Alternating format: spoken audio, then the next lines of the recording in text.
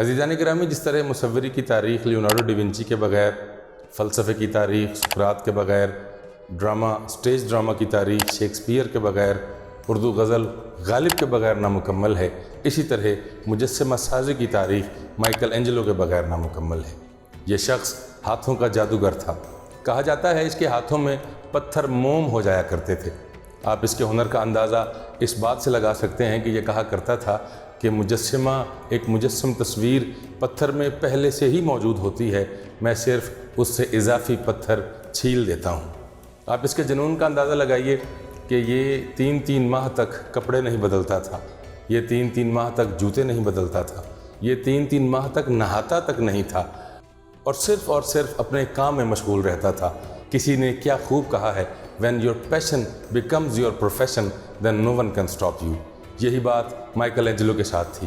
ایک دفعہ یہ ایک مجسمہ بنا رہا تھا اور اس کے بنائے ہوئے کئی شاہکار آج بھی اس کے ہنر کی قدرت کا منہ بولتا ثبوت ہیں۔ آپ اٹلی کے میوزیم میں موجود اگر اس کا ڈیوڈ کا مجسمہ دیکھیں تو آپ حیران ہو جائیں گے، جو آج بھی اس کے فن کا ایک اعلیٰ اور نادر ترین نمونہ ہے۔ اس کے بارے میں مشہور ہے کہ اسی مجسمے کو جب اس نے مکمل کیا تو یہ اپنے اوزار سے اس کے گھٹنے پر کتنی دیر تک مارتا رہا اور یہ کہتا رہا، تم بولتے کیوں نہیں، تم بولتے کیوں نہیں۔ ایک دفعہ یہ ایک مجسمہ بنانے میں مصروف تھا، اس کا ایک دوست آیا اور اس نے اسے کام میں مشغول دیکھ کے، اس کے جنون کو دیکھ کے، اس کا انہماک، اس کی کنسنٹریشن دیکھ کے اسے کہا، مائیکل اینجلو کتنا اچھا ہوتا اگر تیری شادی ہو جاتی۔ اس نے سارے اوزار رکھے اور اسے حیرت سے دیکھنا شروع کر دیا اور اسے دیکھ کے کہا، تجھے ایسا کیوں محسوس ہوا کہ مجھے شادی کر لینی چاہیے تھی؟ اس نے کہا، تجھ سے بڑا آرٹسٹ اس وقت روئے زمین پر موجود ہی نہیں۔